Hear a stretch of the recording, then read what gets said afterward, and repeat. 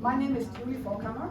I'm the co-founder of Klimakultur, a Norwegian non-profit, and we are working with mapping and talking about the issues we are going to talk more about today. And I'd like to present a trigger warning first. Today we're going to mention the word oil, fossil fuels, the climate crisis, and Norwegian oil production in the same sentence. So we're going to link those things, and I hope you're ready for that. Yes. Just a quick introduction of our amazing panel, and we'll start out on the right wing, typical, Anja. Anja Bakken Riise, Director for Framtiden in Våre Hender. Next to her, Dickon Bonvik-Stone, a communication and climate expert. He's the podcast host of Communicating Climate Change, which I really urge you to check out. There's 50 episodes on communicating and climate with the world's leading experts on these matters. You also do a lot of training internationally for the UN on communicating climate stuff. Next to Dickon is Ormesher. Ormesher is an investigative journalist in the media outlet called Desmog, an international media outlet, one of the world's leading investigative journalistic media outlets on the climate change and on the fossil fuel industry. And to my right here on the left side, the left flank, is Ketan Joshi, an energy researcher, a writer, an expert on greenwashing, misinformation, and all those fun stuff. So we are going to talk about a word we're using a lot, which is called Petroganda.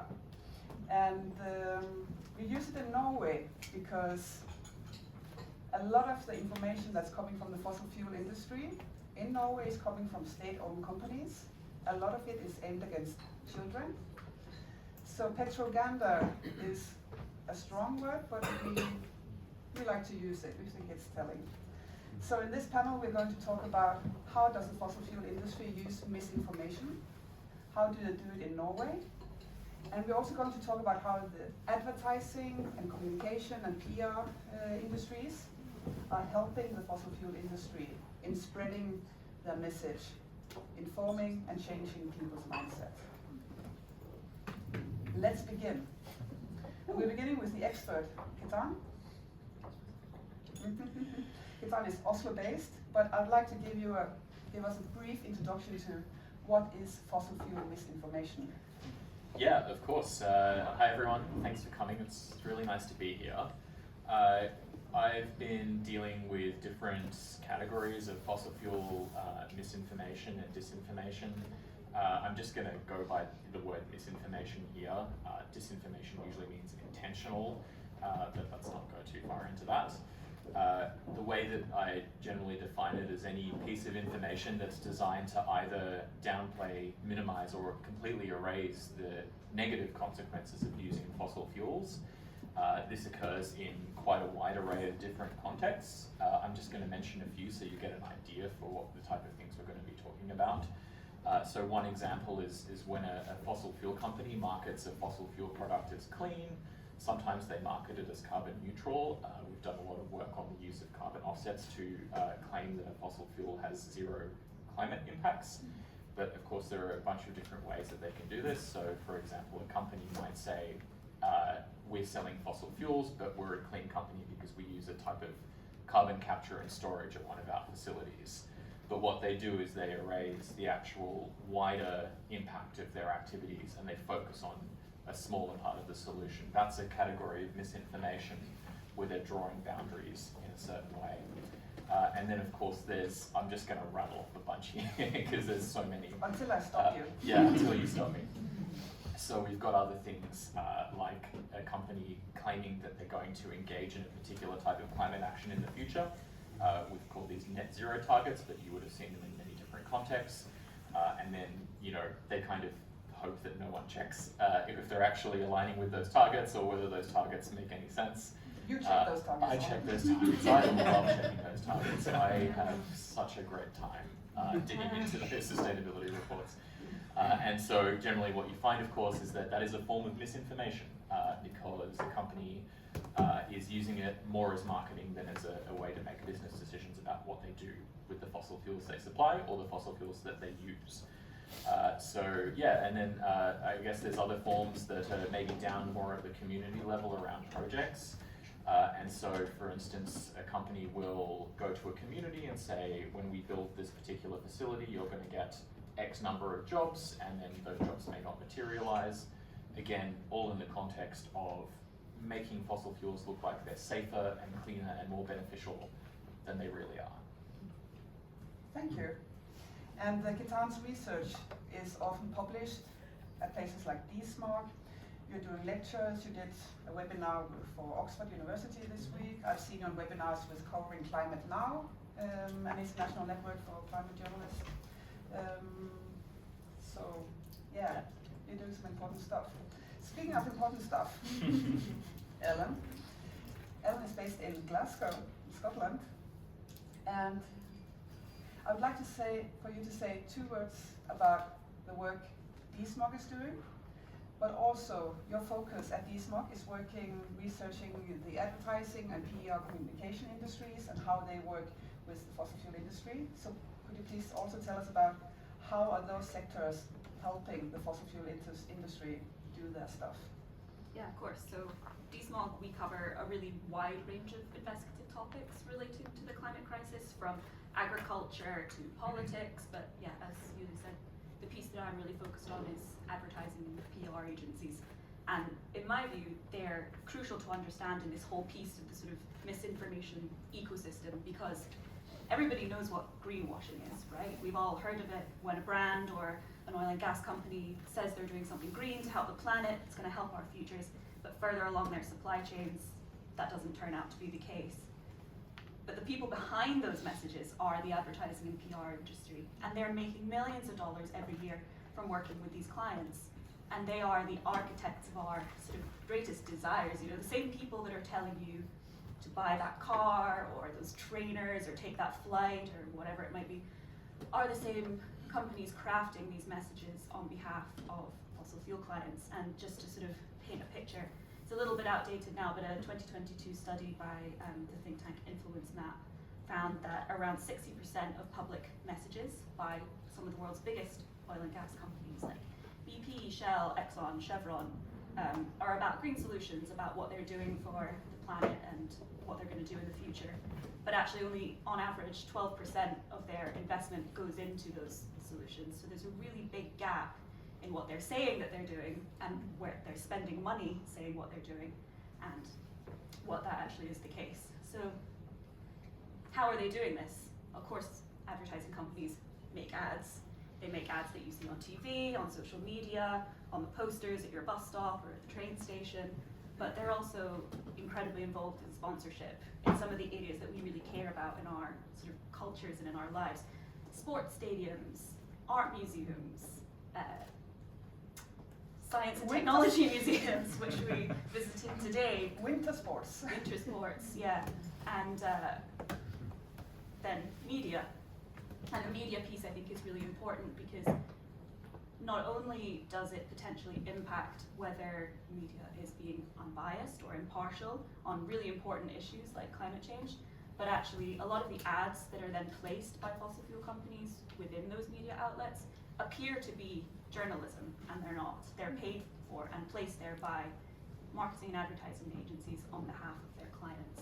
So if you want to find sort of unbiased and impartial journalism about climate change and some of these issues, you need to be looking at who's sponsoring those papers, and there aren't that many.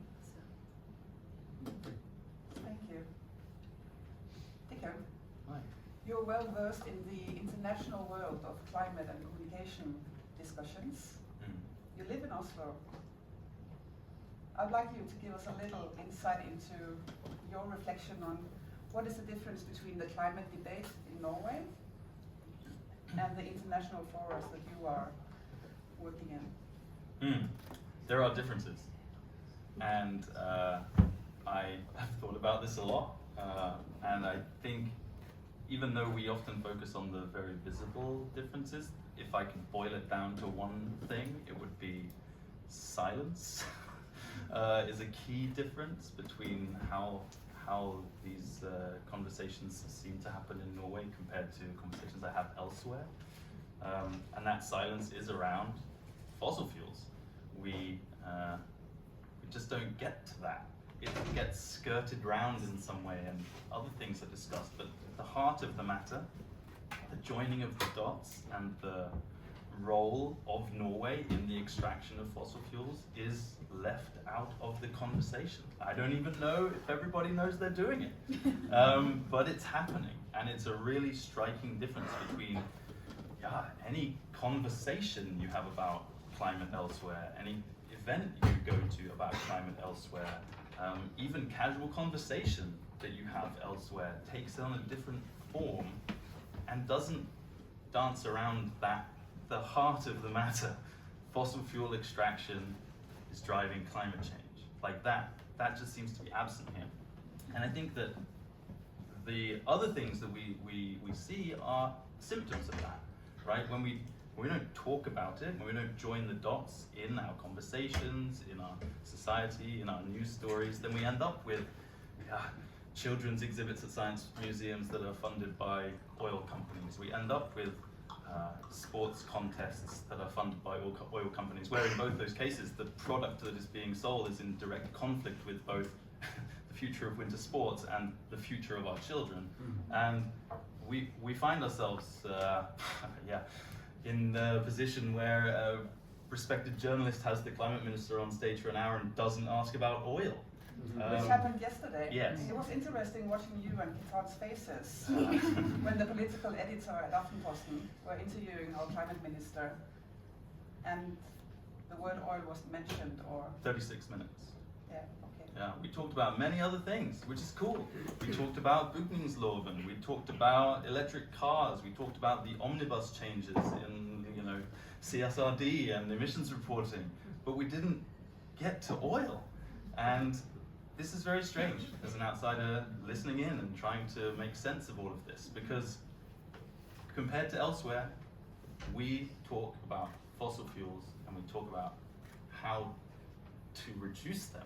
So when it's kind of bizarre for then the climate minister to say the most important thing that Norway can do right now on climate is to set more ambitious targets. Because I don't think that that's really the answer to that question. And so, yeah, if I could choose one key difference, it would be that, silence. Thank you.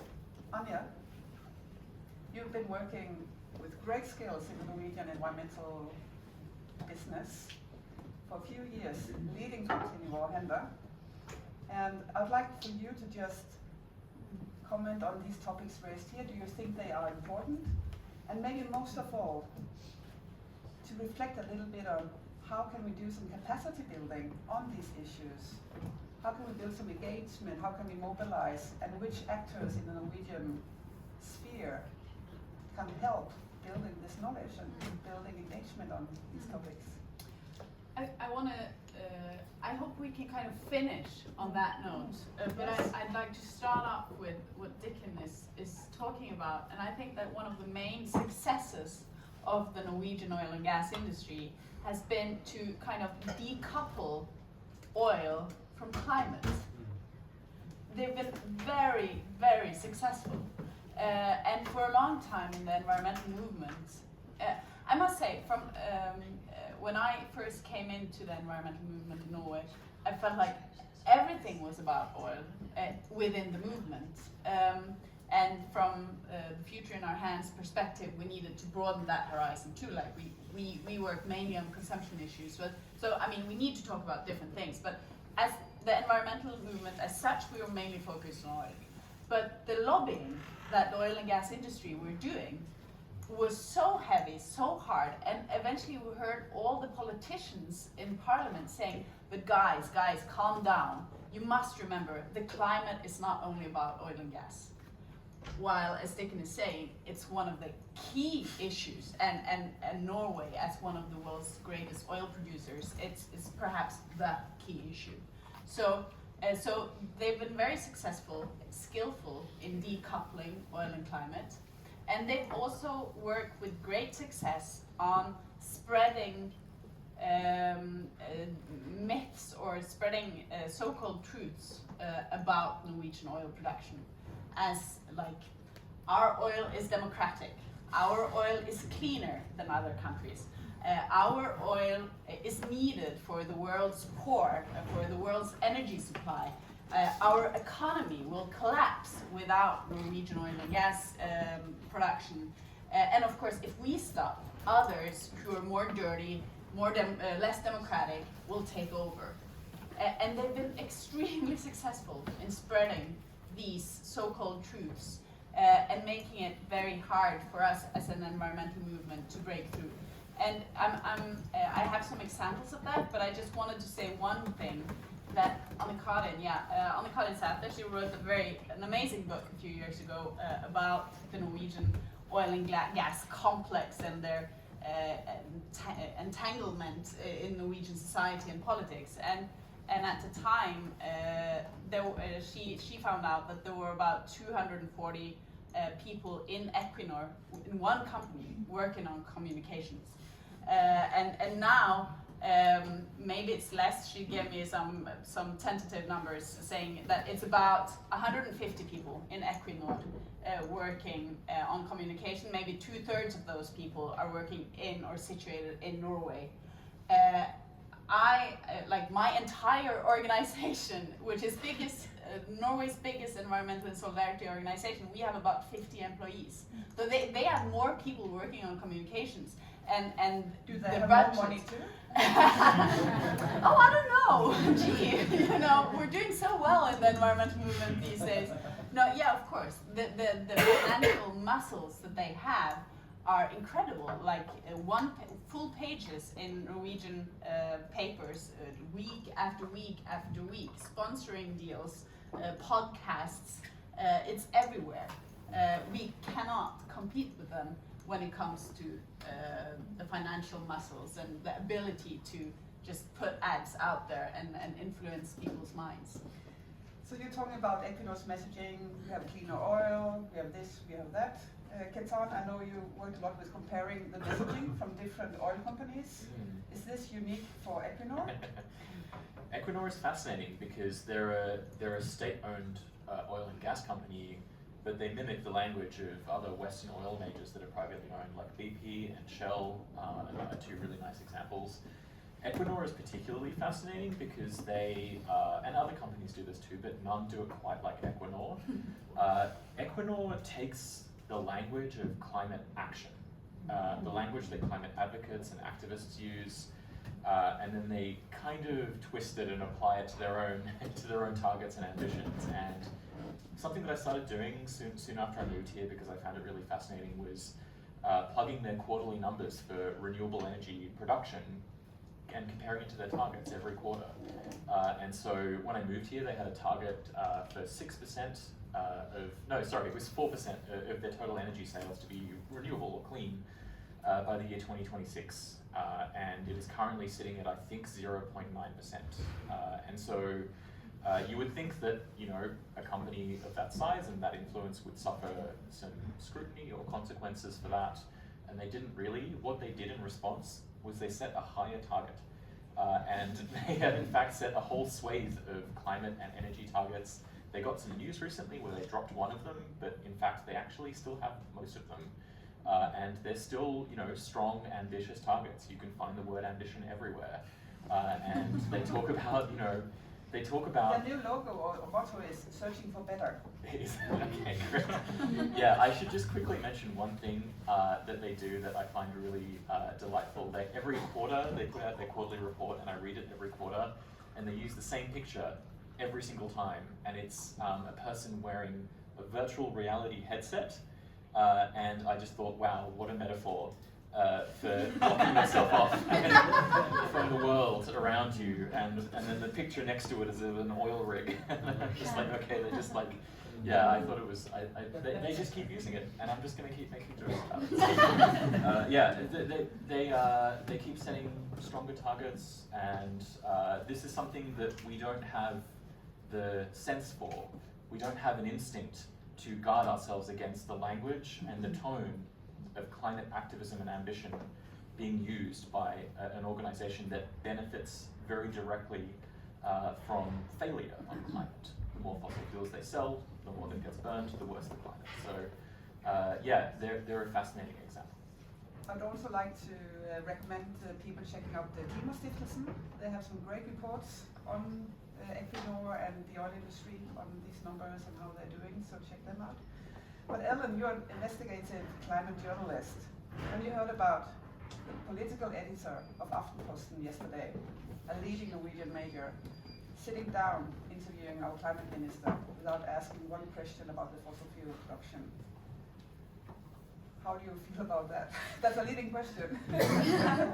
I mean, yeah, it's very surprising, and I think not something, I think, to Dickon's point, that you would encounter in a lot of other countries. I think, you know, reporting in the UK and on sort of the European and US markets, there is much more of a kind of, even at the media outlets that are sponsored by some of these oil and gas companies, a more considered kind of approach to how we discuss oil and gas companies and their connection to the climate crisis, for sure.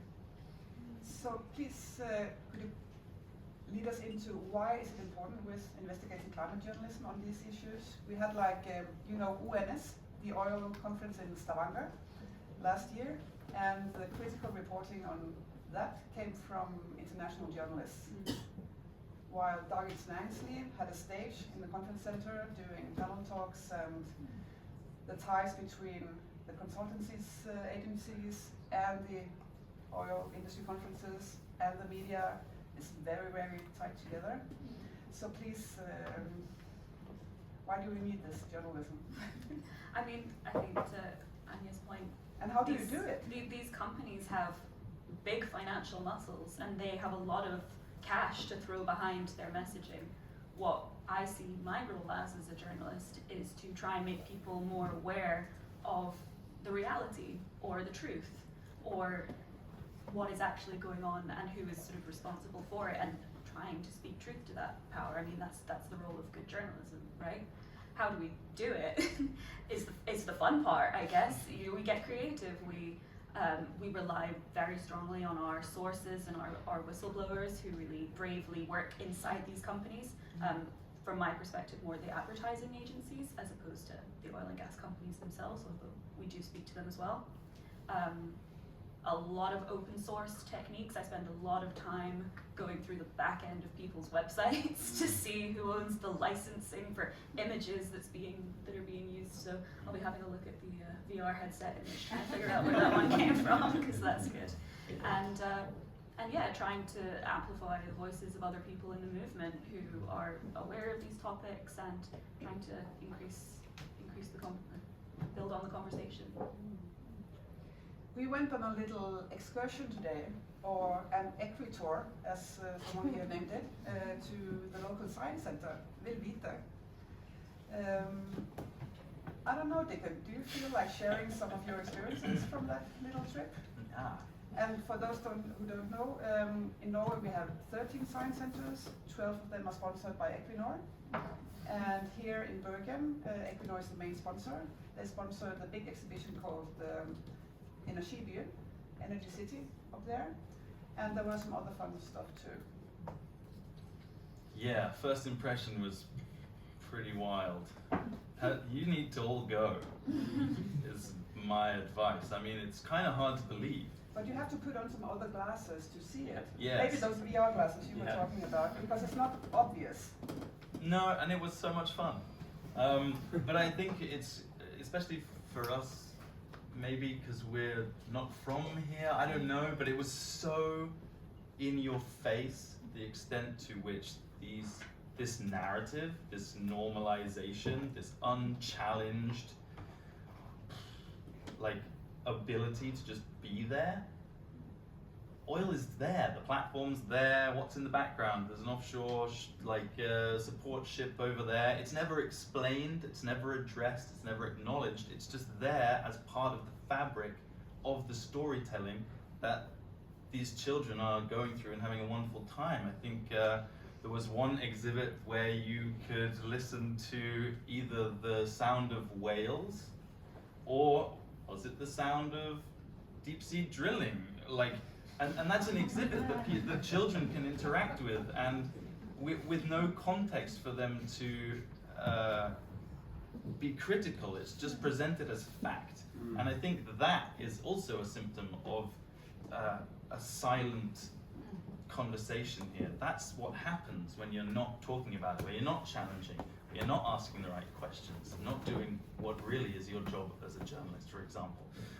If you're not doing those things, then this is the outcome.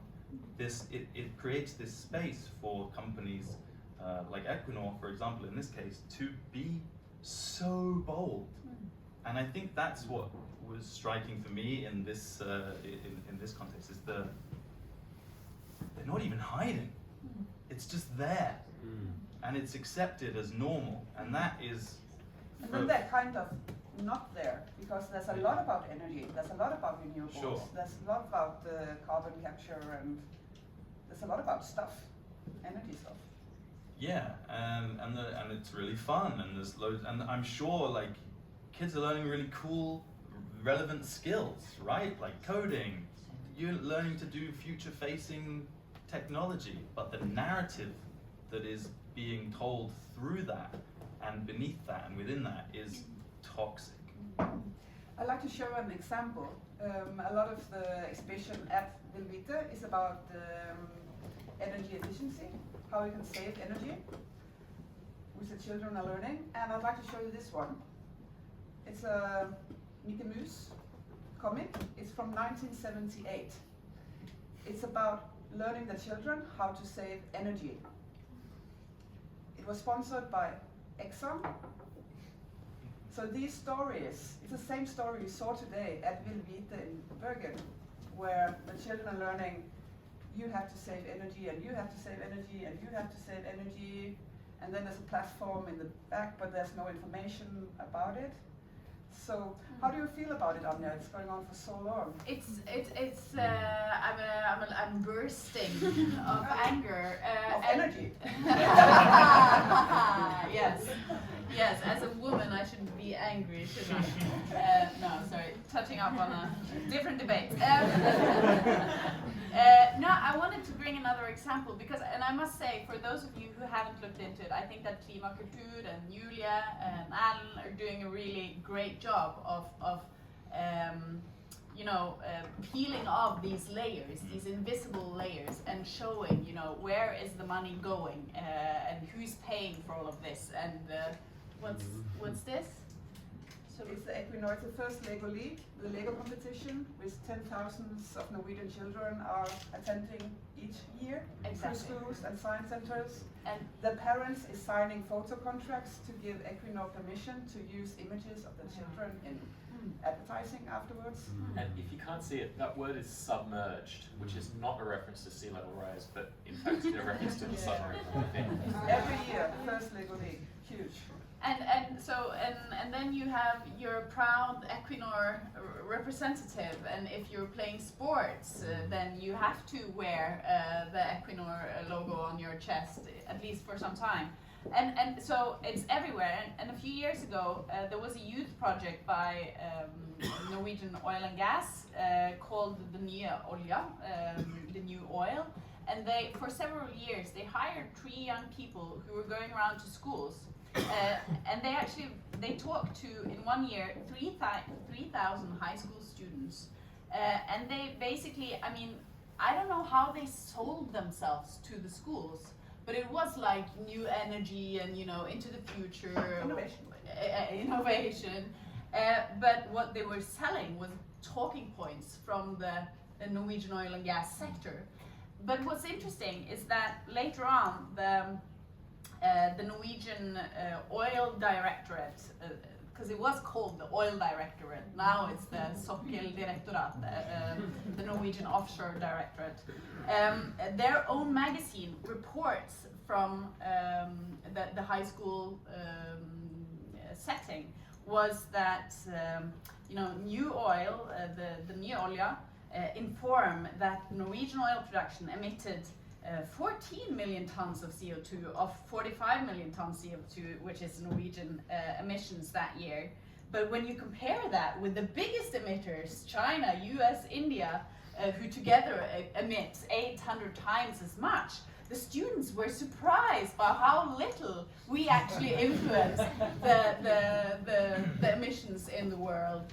And this shows, that was a Norwegian directorate telling, you know, it's wonderful how all these young people learn that Norwegian oil production doesn't really matter in the greater scheme of things.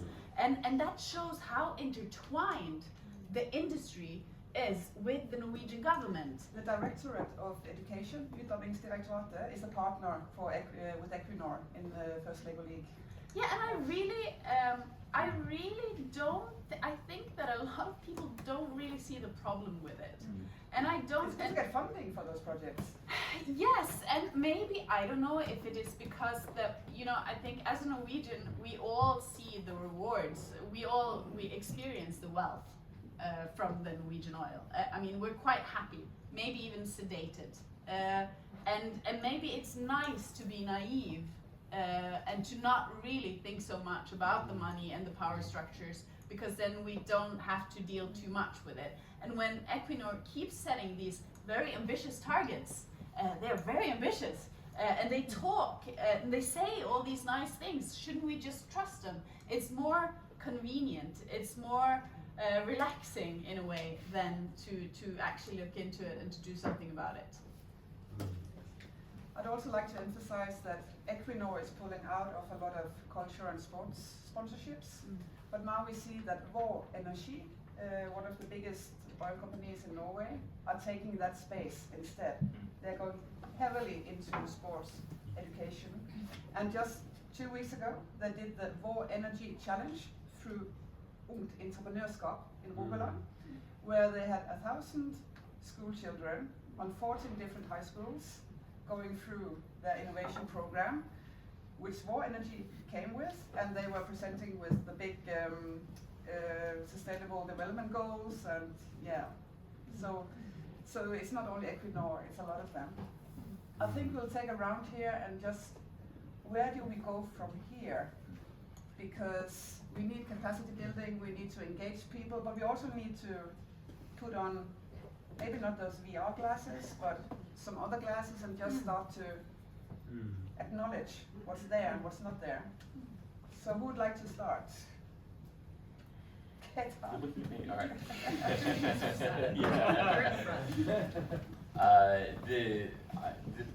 There are so many historical examples of industries that rely on selling a product that causes harm to people and environment. And people often bring up the tobacco industry. I've always found them to be such a fascinating industry because in their later years, a lot of the big tobacco companies went just deep and really intensely in terms of the amount of money into charity, into public charity, into education, health, medical research funding. Whoever would take their money, Philip Morris and British American Tobacco. Equinor is sponsoring the Red Cross and okay, to help them help more people in extreme weather events. Right. Yeah. I mean, this is it, right? They don't just put funding out there. They put funding out there in specific ways that tries to counter the images people have of them. So there is a reason that Equinor are funding exhibits about energy rather than funding just general health stuff, right? They want to have an image out there of themselves as okay, we're an energy company, but we're doing a specific thing. And so the way that it's been countered with the tobacco industry is by excluding them, by saying, no, you are a harmful organization. I don't care that you're targeting, selling fewer cigarettes or selling having fewer tobacco deaths in your factory or anything like that, right? Like, it doesn't make a difference. The main thing that you sell is dangerous. And so it's a lot of people don't like that approach because it's they see it as brutish and absolutist. But it is the only thing that works when you have a really cashed up industry trying to sell, as I said before, like misinformation. We're selling a safe product. It's not harmful. You can use as much of it as you like and it won't cause any damage. So excluding them is really important. And then just the traditional debunking stuff. I've done it for ages and I'm going to keep doing it for the rest of my life. But and I think the others here will as well. It's really useful, and it helps, even though it's not the primary thing you should do, it helps to counter. Yeah. Well, another time I'd love to have a debate with you, Tina, because you're a legal expert, and what we can do in Norway, because that would mean that the Norwegian state is making itself legal, or its practices illegal, so that's a different debate for another time. But yeah, Ellen? Yeah, this is a tricky question for me to ask, because if fossil fuel ads don't exist anymore, I don't really have a job. So people always think about themselves first. Yeah, but if I wanted to lose my job, I would say, to Ketan's point, sort of not allowing them to have the social license to operate by allowing these ads to be in our spaces. We banned tobacco ads for a reason, because we made the connection between smoking being harmful for our health. And Norway banned them first. Well, there you go. So we don't have tobacco ads in our spaces anymore. We could do the same thing with fossil fuels. It's happening already. It's happening in different countries. In the UK, several cities and local councils have already banned fossil fuel ads. That includes things like sponsorship. I think The Hague last year was the first city to make it illegal. It's not just restricted, like you will be penalized by law if you put a fossil fuel out in the public space. So yeah, that's one thing. Advocating for those sorts of bans is something that people can get behind. And then the bit that would allow me to keep my job is investing in good climate media and good climate journalism, putting pressure on the media outlets that you stand behind and that you want to read, and trying to get them to sever ties with their fossil fuel sponsors. Of course, at Desmog we don't take any. There's very few media outlets that don't take any. The Guardian in the UK is one of the other very few that don't take any fossil fuel sponsorship. So if you want impartial, unbiased climate journalism, maybe consider where you get your media from and your sponsors then. Just a few weeks ago, a very exciting thing happened in Australia, where a part of Australia, they agreed on a fossil fuel sponsorship ban for schools, for education. And we are doing a webinar in 2 weeks with Belinda Noble from Commerce Declare, who was behind that. So please check our website, Klimakultur, and attend that webinar. It's going to be very interesting. Yes, Dickon, the solution. Yeah, easy. Well, the work that I do is You're the solution? capacity development, so capacity building. It's a complicated way of saying training, upskilling. I work a lot with a growing network of marketing and advertising professionals who are actively learning how to transition from fossil intensive industries, to learn new skills, to be of service to different types of industry, a lot of non-profits, for example. But I think it's useful to take these points that Ketan and Ellen have both said, but also there has to be a way for people working within marketing, communication, and advertising to be of use, right? I remember when I'm a marketer by trade, 15 years in the game. I went back to university to retrain, and everybody was going around the room saying what their background was. Economics, law, blah, blah, blah, engineering. Got to me and I said that I was a digital marketer. And the leader of the course said, well, I hope you enjoy the pretty pictures. Like, I was completely discounted as someone who could really contribute. And I think we have to get past that, because as you said earlier, Ellen, marketers and advertisers are incredibly good and skilled at helping shape society's desires. And so bringing this unique skill set on board to influence society is essential. And Creators for Climate, if anyone's interested, if anyone is looking for a really amazing creative network to join, I can't recommend it highly enough. It's been a rock for me. But upskilling people in how to communicate more effectively around climate, how to choose which briefs they do take, how to assess or understand the flaws of the companies that they may work for. These are important skills that people have to learn. And so, providing that path is also very important. Yeah, I really think that in Norway we haven't looked so much into the collaborators.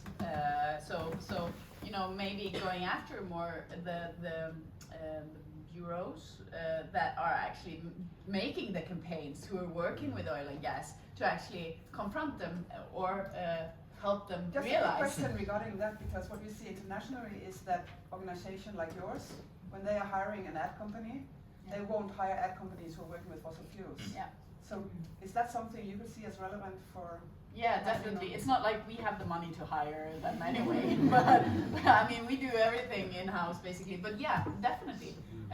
Actually, we should be developing our own like buying routines now. So maybe I'll get that in there. But we don't have the money for that. But what I was gonna say, I believe a very efficient strategy that we have used before in the Future in Our Hands and in civil society organizations, working, for instance, on the university level. We have local chapters here today who last year in our General Assembly voted in favor of an advertising ban on fossil fuel commercials.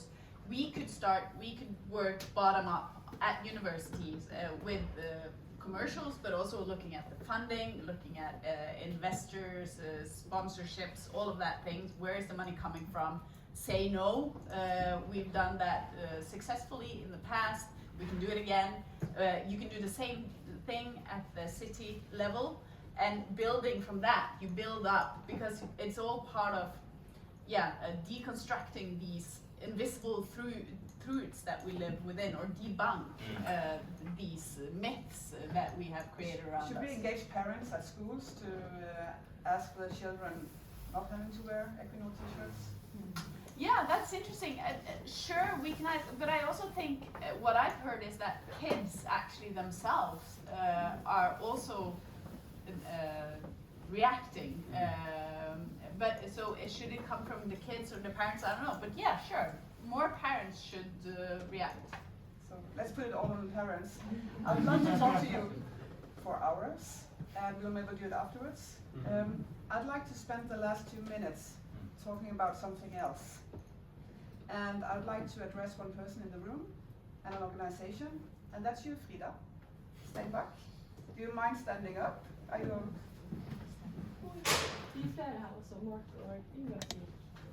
And Mark there.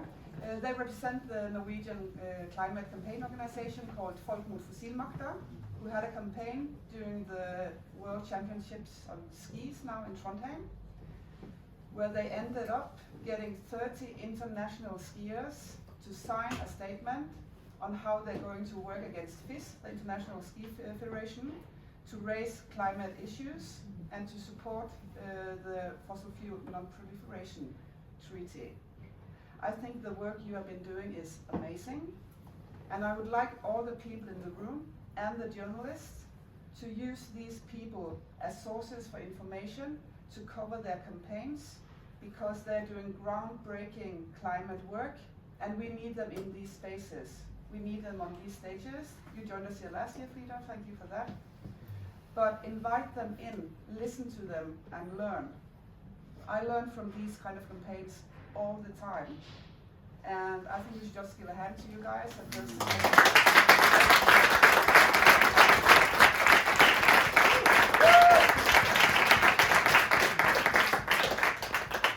So please do that.